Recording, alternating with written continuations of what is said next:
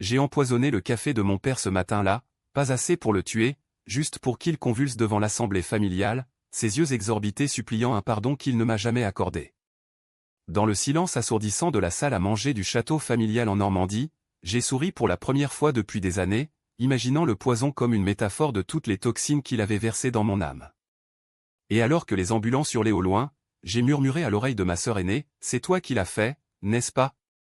Après tout, c'est ton héritage que tu protèges. » Le notaire, un homme sec et impassible nommé Maître Lefebvre, avait été convoqué pour la lecture du testament, mais personne n'avait anticipé que je transformerais cette cérémonie en un théâtre de la vengeance. Mon père, ce patriarche impitoyable qui régnait sur notre empire viticole comme un roi sur son trône pourri, m'avait publiquement renié, Élise n'héritera rien, pas un hectare, pas un euro. Elle n'est qu'une erreur de jeunesse, une tache sur notre nom.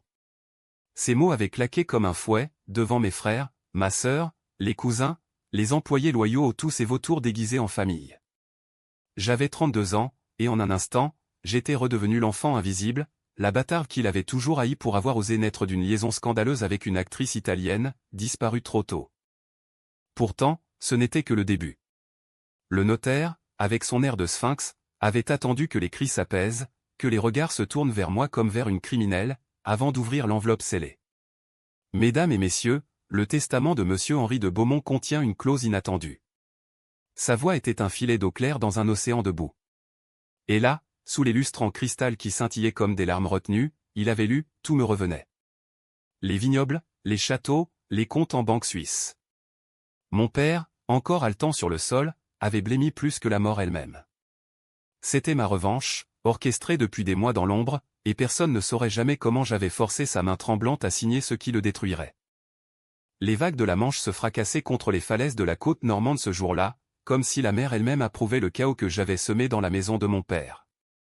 Le château de Beaumont-sur-Mer, avec ses tours en pierre grise et ses jardins taillés au cordeau, avait toujours été une prison déguisée en paradis. J'y étais né, ou du moins, c'est ce qu'on m'avait raconté, une naissance clandestine, fruit d'une nuit d'ivresse lors d'un festival de Cannes, où mon père, jeune vigneron ambitieux, avait succombé au charme de ma mère, une figurante aux yeux verts et au rire trop franc pour survivre dans notre monde de faux-semblants.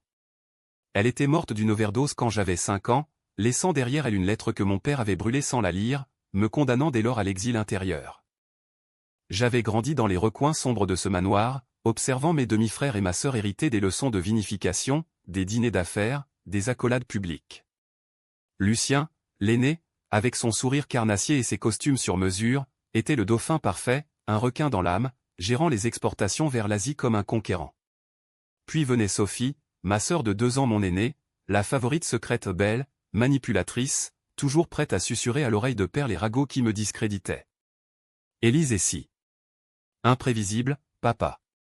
Souviens-toi de cette histoire avec l'employé de cave. Et moi, la cadette illégitime, reléguée aux tâches ingrates, cataloguer les millésimes oubliés, polir les verres pour les invités, sourire en serrant les dents pendant que mon père me traitait comme une domestique. Ce matin-là, avant la lecture, j'avais préparé le café comme d'habitude. Le rituel était immuable, le domaine de Beaumont produisait son propre arabica torréfié, un mélange corsé que père buvait noir, amer comme son cœur. J'avais ajouté une dose infime de belladone, cueillie dans les bois environnant, un poison ancien, subtil, qui provoque des spasmes sans laisser de traces flagrantes. Pas pour le tuer, non, la mort serait trop miséricordieuse. Je voulais qu'il souffre, qu'il sente son corps le trahir comme il m'avait trahi. Et pour parer à toute suspicion, j'avais glissé une fiole similaire dans le sac de Sophie la veille, lors d'une de nos réconciliations forcées. Si on fouillait, ce serait elle l'empoisonneuse présumée, après tout, qui d'autre haïssait Péracé pour risquer l'héritage. La salle à manger était bondée, 20 personnes au bas mot, des oncles bedonnant aux nièces parfumées Chanel. Père trônait en bout de table, son visage buriné par des décennies de soleil et de vin, ses yeux bleus comme l'acier. Aujourd'hui, nous scellons l'avenir du domaine, avait-il tonné, levant son verre. Puis, son regard s'était posé sur moi, assis au bout opposé, comme une mendiante. Mais certains n'ont pas leur place ici. Élise, tu as eu ta chance. Ton comportement et tes absences, tes liaisons douteuses ont terni notre nom. Tu n'hériteras de rien. Sors. Les rires étouffés, les murmures approbateurs. Mon cœur avait cogné comme un marteau sur l'enclume, mais je n'avais pas pleuré. Pas cette fois. J'avais attendu, les mains croisées sur mes genoux, sentant le poison couler dans ses veines quand il porta la tasse à ses lèvres. 10 minutes plus tard, il se plia en deux, vomissant sur le tapis perçant, ses doigts griffant la nappe en lin. Au secours. Élise. Qu'as-tu balbutia-t-il, avant de s'effondrer. Le chaos fut délicieux. Sophie hurla, Lucien appela les secours, les cousins se bousculèrent vers la sortie. Maître Lefebvre, impassible, attendit que les paramédics emportent Père sur un brancard, son visage livide sous l'oxygène. Puis, il déplia le testament. Selon les volontés de Monsieur de Beaumont, modifié il y a 3 mois, l'intégralité des biens vignobles, propriétés, actifs financiers revient à Élise de Beaumont, en reconnaissance de ses contributions loyales et discrètes au domaine. Un silence de mort. Sophie pâlit, Lucien jura en latin. Père, depuis son lit d'hôpital plus tard, nie à tout, c'est un faux. Elle m'a forcé. Mais les signatures étaient authentiques, validées par 2 témoins en moi-même, et un notaire adjoint que j'avais corrompu avec des promesses de part future. La revanche n'était pas dans le poison, mais dans l'encre. J'avais filmé ses aveux d'ivrogne, ses regrets murmurés lors d'une nuit de tempête, où il avait confessé haïr Lucien pour sa cupidité, Sophie pour sa perfidie.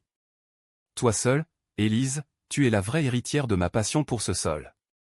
J'avais monté ça en une clause irréfutable, un piège psychologique qu'il avait signé sans lire, ivre de cognac et de remords.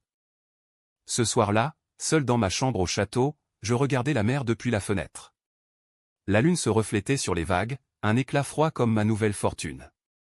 Mais la vengeance n'apaise pas, elle creuse un vide plus profond. Sophie frappa à la porte, les yeux rougis. « Comment as-tu fait, Élise ? Il t'a tout donné.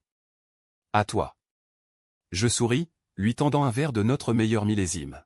« Boire, sœur. À la famille. » Elle avala, ignorant que j'avais versé une larme de vérité dans le vin, la mienne, salée de 27 ans d'humiliation. La nuit ne faisait que commencer.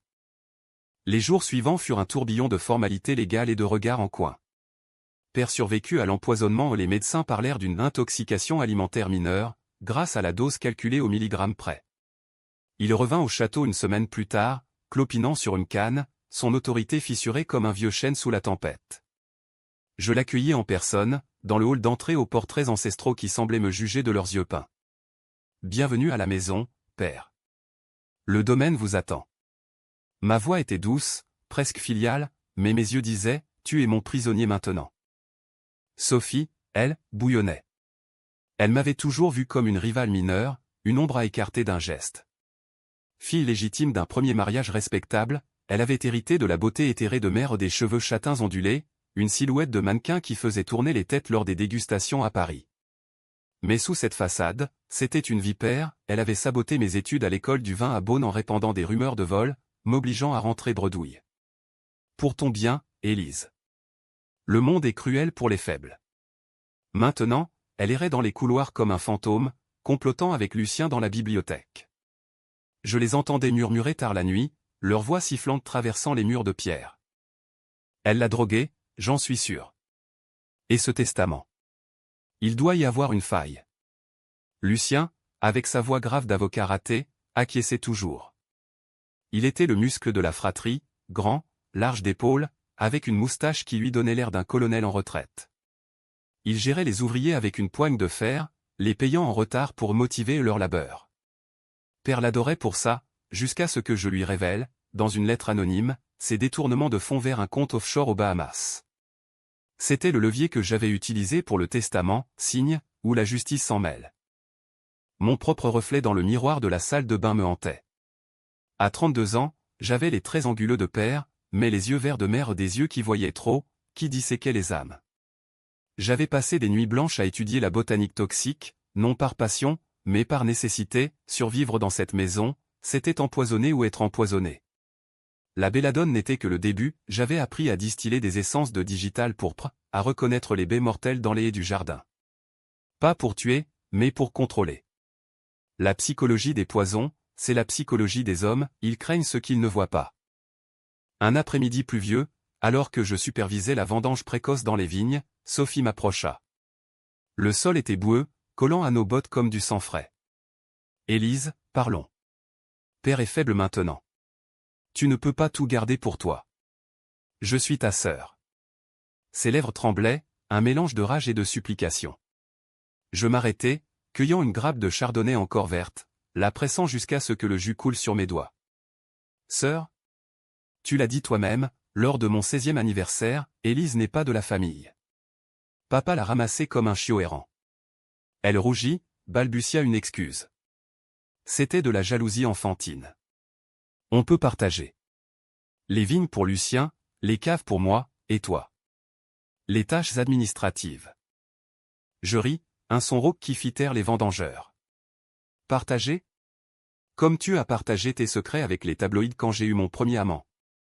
La bâtarde de Beaumont couche avec les vendangeurs italiens. C'était vrai, à 20 ans, j'avais eu une idylle avec Marco, un saisonnier aux mains calleuses et au cœur pur. Sophie l'avait découvert et vendu l'histoire à un journal People, ruinant ma réputation. Père m'avait battu ce soir-là, pour la première et unique fois un revers qui m'avait fendu la lèvre. Depuis, j'avais juré, plus jamais une larme pour eux. Ce soir-là, je dînais seul avec Père dans la grande salle. Les domestiques avaient été renvoyés, je servais moi-même, un rouge de 1982, millésime de ma naissance. Il toussa, son visage encore pâle. Pourquoi, Élise? Ce poison. Et ce testament. Tu me étends? Ses yeux, pour la première fois, étaient vulnérables, comme un enfant perdu. Je m'assis en face de lui, versant le vin lentement. La haine? Non, père. C'est de la justice. Vous m'avez élevé dans l'ombre, me traitant comme une étrangère dans ma propre maison. Souvenez-vous de Noël 2010, vous avez donné des montres Patek Philippe à Lucien et Sophie, et à moi, un livre sur les hauts femmes adultères dans la littérature. Un message clair. Il baissa la tête, des larmes coulant dans son verre. J'avais peur. Ta mère. Elle m'a brisé. Elle voulait que je divorce, que je vous abandonne tous. Tu lui ressembles trop. C'était la confession que j'attendais, celle que j'avais provoquée en glissant des somnifères dans son eau pendant des semaines, affaiblissant sa résistance. Je sortis mon téléphone, appuya sur play, sa voix, enregistrée en secret, répétait ces mots. Preuve pour le notaire, si vous contestez. Il se recroquevilla, un vieillard brisé.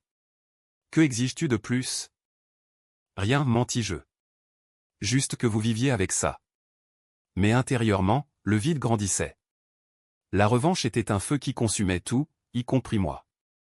Dehors, la pluie martelait les vitres, et je me demandais si mère, quelque part, approuvait. Ou si elle pleurait pour la fille qu'elle avait laissée dans cette cage dorée. Lucien surgit le lendemain, furieux, brandissant des papiers. J'ai engagé un avocat. Ce testament est frauduleux. Tu as manipulé père. Nous nous affrontâmes dans le bureau, une pièce au mur tapissé de livres sur l'œnologie, sentant le cuir et la trahison. Il était plus grand, mais je connaissais ses faiblesses, une addiction au jeu, des dettes à Monaco. Essaie, frère. Et tes voyages au casino sortiront au grand jour. Père le sait déjà. Il blêmit, recula. Sophie, tapie dans l'ombre, observait. La guerre familiale venait de s'intensifier, et j'étais au centre, une reine sur un échiquier empoisonné. Les vendanges battaient leur plein, un balai frénétique de ciseaux et de seaux sous un soleil automnal qui peignait les vignes en or et en pourpre. Le domaine de Beaumont s'étendait sur 100 hectares, un royaume de septentenaires qui produisait des vins primés, exportés jusqu'aux tables des présidents. Mais pour moi, ces vignes étaient des veines, pulsant du sang de nos ancêtres et maintenant, du mien seul. J'arpentais les rangs, goûtant les baies, ajustant les équipes, sentant pour la première fois le pouvoir absolu.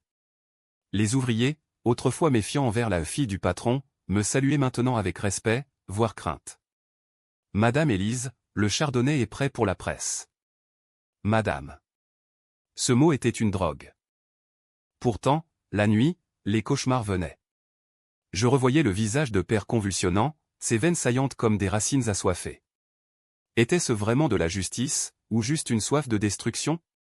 La psychologie de la vengeance est un labyrinthe, on entre pour guérir une plaie, on en sort mutilé. J'avais lu Freud dans les bibliothèques poussiéreuses de Rouen, dévorant des traités sur le trauma filial. Mon père n'était pas un monstre pur, il était un homme brisé par sa propre ambition, un vigneron qui avait sacrifié ses enfants sur l'autel du prestige. Mais la connaissance n'efface pas la douleur, elle l'aiguise. Sophie frappa à ma porte une nuit d'octobre, trempée par une averse soudaine. « Laisse-moi entrer, Élise. » On doit parler. Sa voix était un mélange de désespoir et de calcul.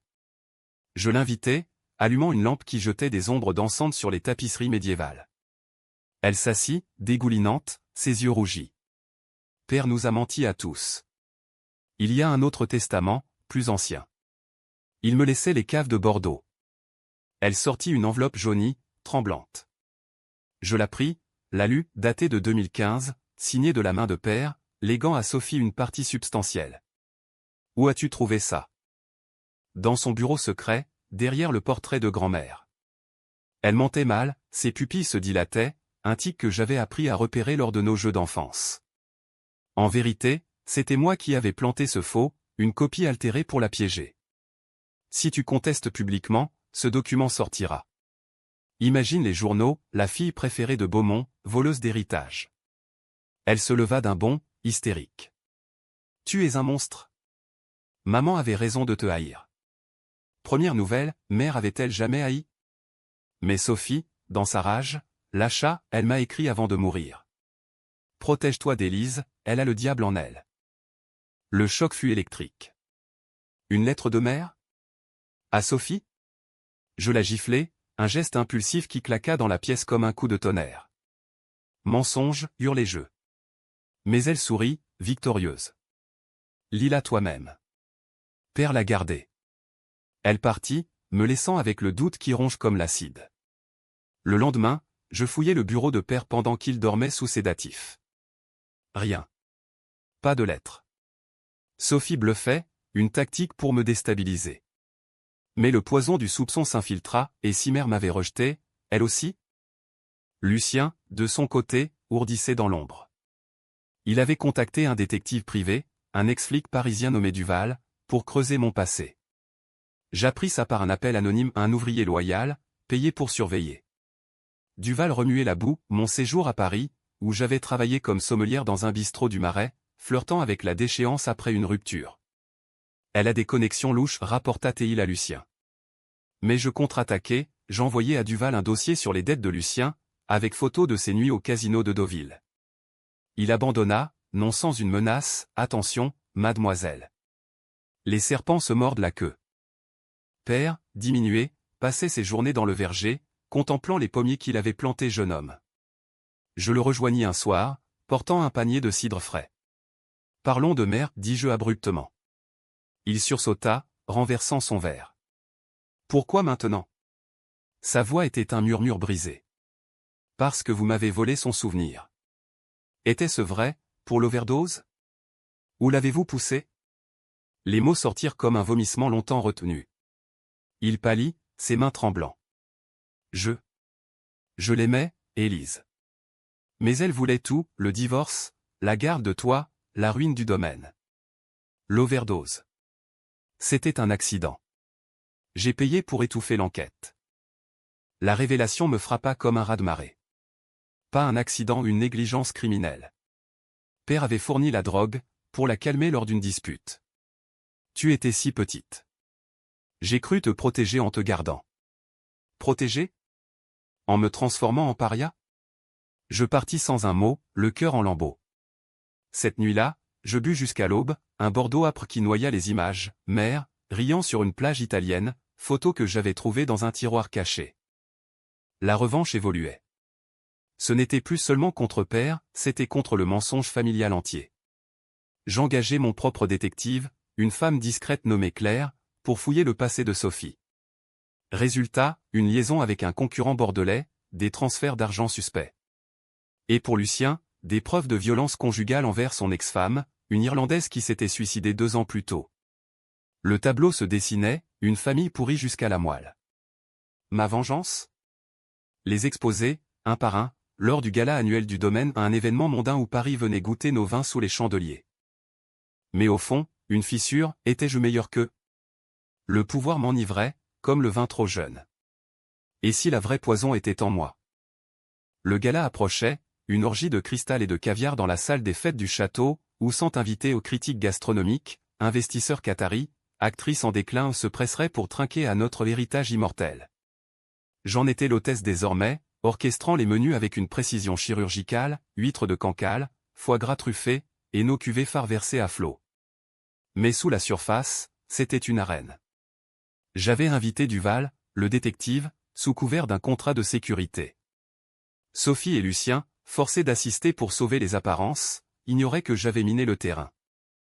Les préparatifs me consumaient. Dans la cave voûtée, entouré de fûts qui murmuraient leurs secrets tanniques, je confrontais Père. Venez au gala, où je révèle tout, l'overdose, les pots de vin à la police. Il hocha la tête, vaincu, son corps voûté comme un CEP négligé. Tu es comme elle, Élise. Impitoyable. Je souris. Mieux, je suis vous, Empire. La nuit, je rêvais de mère, pas l'icône fantasmée, mais une femme brisée, suppliant Père de la laisser partir avec moi. Réveil en sueur, le goût amer de la culpabilité. Sophie tenta une alliance improbable. Lors d'un thé dans le jardin d'hiver, sous les orangers en pot qui embaumaient l'air confiné, elle offrit, partageons, Élise. Je sais pour Marco. Il est revenu à Rome, mais il parle encore de toi. Une tentative pathétique de me ramollir. Marco. 5 ans plus tôt, ses mains sur ma peau, son accent chantant chassant l'ombre du château. Père l'avait expulsé, menaçant de le faire déporter. Il t'utilisait pour un visa, avait menti Sophie. Maintenant, elle agitait ce fantôme pour me désarmer. Laisse tomber, répondis-je. Ou tes amants bordelais feront les gros titres. Lucien, plus direct, me coinça dans l'écurie, où les chevaux piaffaient nerveusement. Rends les vignes, ou je te ruine. J'ai des preuves de ton trafic de pesticides illégaux. Mensonge grossier, c'était lui qui avait falsifié les rapports pour booster les rendements. Je sortis mon atout, une clé USB avec ses confessions enregistrées lors d'une beuverie. Écoute ça, et décide. Il écouta, blême, puis murmura, qu'est-ce que tu veux vraiment? Votre souffrance, dis-je simplement. Il partit, queue entre les jambes. Le gala fut un triomphe apparent. J'accueillis les invités en robe de soie noire, coupée comme une lame, mes cheveux relevés en chignon sévère. Père, à mon bras, salué d'un hochement faible. Sophie, en rouge sang, flirtait avec un duc, Lucien, en smoking trop serré, négociait avec des banquiers. Puis, au milieu du discours mon discours, sur l'héritage des ombres qui forgent la lumière, je lâchai la première bombe. Un projecteur s'alluma, diffusant un extrait vidéo, Lucien, ivre, battant sa femme lors d'une vacation de Monte-Carlo. Cri étouffé dans la salle. Il bondit, faux. Montage. Mais les invités, snobs jusqu'à la moelle, murmuraient déjà. Sophie paniqua, se ruant vers moi. Arrête ça. Je l'ignorais, enchaînant avec son tour, des relevés bancaires montrant des virements à un amant concurrent. Trahison au cœur du domaine. Elle s'effondra en larmes, un spectacle pathétique que les photographes immortalisèrent. Père, au bord de l'apoplexie, balbutia, assez, Élise. Mais je continuai, voix claire comme un vin blanc, et maintenant, la vérité sur notre mère. Écran, une reconstitution basée sur les rapports d'autopsie que j'avais obtenus illégalement. Père impliqué dans la mort de mère, non par meurtre, mais par négligence fatale. La salle explosa en scandale, des verres se brisèrent, des invités fuirent. Dans le chaos, Sophie me griffa le visage, ses ongles comme des serres. Salope! Tu détruis tout! Lucien chargea, mais les vigiles mes hommes l'immobilisèrent. Père s'écroula, une seconde crise, plus grave. Ambulance encore, sirène dans la nuit normande. Seul dans la salle vidée, entouré de tessons et de taches de vin, je sentis le triomphe se muer en nausée. Était-ce vengeance, ou suicide collectif? Claire, mon détective, m'appela, mademoiselle, il y a plus. Votre mère. Elle a laissé une lettre pour vous. Pas pour Sophie. Chez un notaire à Rome. Le choc me plia en deux. Une lettre? Pour moi? Le gala n'était que le prélude, la vraie bataille se jouait dans le passé enfoui. Le vol pour Rome fut un cauchemar éveillé, un falcon privé affrété avec les fonds du domaine, survolant les Alpes enneigées comme un présage de pureté inaccessible. J'avais laissé le château en plan, père hospitalisé à Caen, Sophie et Lucien en fuite elle vers un spa en Toscane, lui vers un avocat véreux à Genève. Les journaux titraient « Scandale au domaine de Beaumont, inceste, trahison et mort suspecte ». Mon nom était partout, Élise la vengeresse, la bâtarde triomphante. Mais la gloire est un vin qui tourne vite au vinaigre. À Rome, l'air était lourd d'histoire et d'olivier, un contraste brutal avec la brume normande. Le notaire, un Italien bedonnant nommé Rossi, m'accueillit dans un bureau surplombant le Tibre, mur tapissé de parchemins jaunis. Signora de Beaumont, votre mère, Isabella Rossi, ma sœur, m'a confié ceci avant sa mort. Sa sœur? Le monde bascula.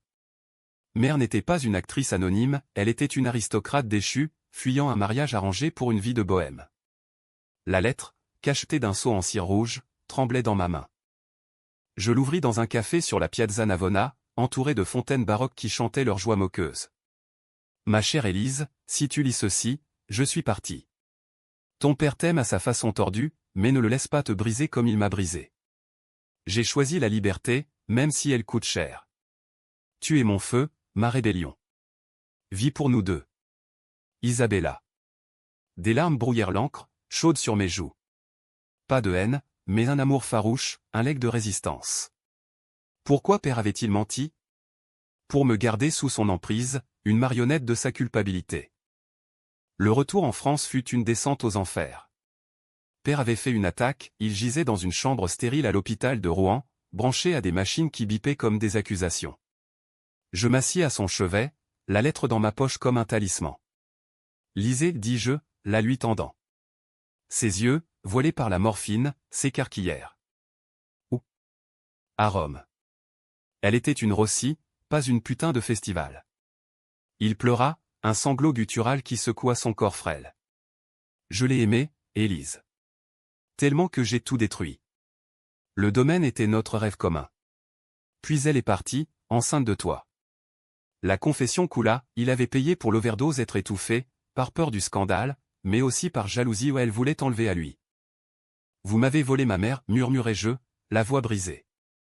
Et maintenant, je vous vole tout. Mais ces mots suivants me désarmèrent, prends-le. Le domaine n'est rien sans famille. Pardonne-moi. Pardon? Le mot était un poison plus fort que la belladone. Je partis, errant dans les couloirs, croisant Sophie qui arrivait, le visage marqué par des bleus aux bagarres avec son amant. Il va mourir, Élise. Et toi, tu seras seule. Sa voix était un venin pur. Comme tu l'as voulu. Lucien surgit 2 jours plus tard, menottes au poignet, escorté par la gendarmerie. Arrestation pour fraude fiscale, basée sur mes preuves anonymes. Traîtresse, cracha-t-il avant qu'on l'embarque. Sophie, acculée, tenta le suicide pilule dans un hôtel de Deauville. Je la trouvai, la sauva, l'accompagnant à l'hôpital. Pourquoi, alta-t-elle, perfusée? Parce que la haine nous lie encore. En vérité, c'était pour la voir souffrir éveillée, témoin de sa chute. Le climax vint lors d'une confrontation finale au château, sous un ciel d'orage. Père, sorti contre avis médical, nous réunit, moi, Sophie, et Lucien par visioconférence depuis sa cellule. Assez de sang, croassa-t-il. Le domaine est à Élise, mais vendez-le si vous voulez. Je ne veux plus de ça. Sophie hurla, Lucien jura, mais je sentis le vent tourner. La vengeance avait gagné la bataille, mais perdu la guerre, le domaine valait des millions, mais son âme était morte. Cette nuit-là, seul sur les falaises, je brûlais la lettre de mère, ses cendres emportées par le vent. Liberté, avait-elle écrit. Peut-être était-ce temps d'en goûter le goût. L'hiver s'abattit sur la Normandie comme une sentence, gelant les vignes en sculpture de givre, un linceul pour le domaine agonisant. Père mourut 2 semaines plus tard, paisiblement dans son lit, un verre de notre dernier millésime à la main. Pour Isabella, murmura-t-il avant de fermer les yeux. Le notaire confirma, le testament tenait, malgré les contestations de Lucien, libéré sous caution mais ruiné par les procès. Sophie s'enfuit à Paris, vivant de petits jobs de consultante en vain, son éclat fané comme un bouquet oublié. Moi? Je devins la propriétaire officielle, mais le trône était un tas de cendres.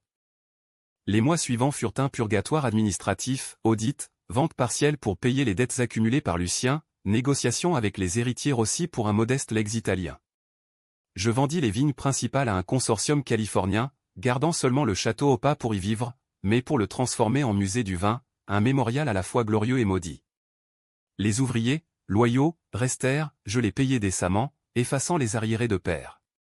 Madame Élise, vous avez sauvé ce qui restait, dit le chef de cave, un vieux basque aux mains noueuses.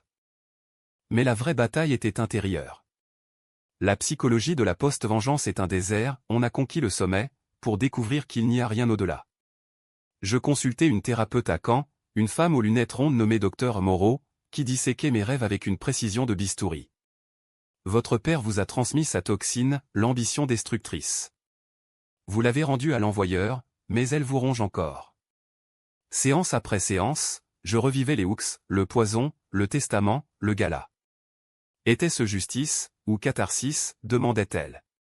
Je n'avais pas de réponse claire, seulement des flashs, le sourire de mère sur une photo dénichée à Rome, ses yeux verts me défiant de vivre. Un printemps timide, je revis Marco. Par hasard, lors d'un salon du vin à Lyon. Il était devenu propriétaire d'une petite cave en Toscane, cheveux grisonnants, mais sourire intact. Élise. Les journaux français. C'est vrai? Nous parlâmes des heures, buvant un Chianti robuste. Il ne jugea pas, il comprit. La famille, c'est une vigne, on taille pour qu'elle pousse droite, mais parfois, on coupe trop profond. Nous passâmes la nuit ensemble, pas par passion dévorante, mais par une tendresse guérie. Viens en Italie, proposa-t-il. Laisse la Normandie aux fantômes. Sophie réapparut un été, amaigrie, lors de l'inauguration du musée. Je vends mon histoire à un éditeur. La fille oubliait des beaux mots au point. Amertume dans sa voix, mais aussi une paix fragile. Nous marchâmes dans les jardins, évitant les ronces. Pardon, Élise. J'étais jalouse de ton feu. Je hochai la tête. Et moi, de ta légitimité. On était toutes les deux des prisonnières. Pas de réconciliation larmoyante, juste un accord tacite, comme deux vignes entrelacées après la tempête. Lucien, condamné à 5 ans pour fraude, m'écrivit de Fresnes, tu as gagné. Mais le vin de la vengeance est aigre. Je ne répondis pas, mais visité une fois, le trouvant brisé, lisant des livres de philosophie. Apprends, dis-je. Il acquiesça, un fantôme de frère.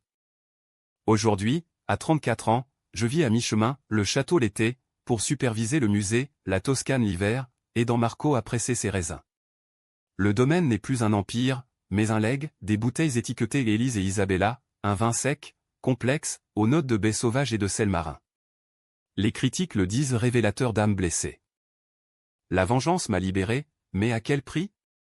Je marche sur les falaises, sentant le vent de la Manche comme une caresse de mer. Père avait raison, sans famille, le trône est vide. Mais j'ai bâti la mienne d'amis, d'amour, de vendanges partagées. Et parfois, au crépuscule, je lève un verre à l'horizon, à la justice, impitoyable et humaine. La mer applaudit, et pour la première fois, je ris sans amertume.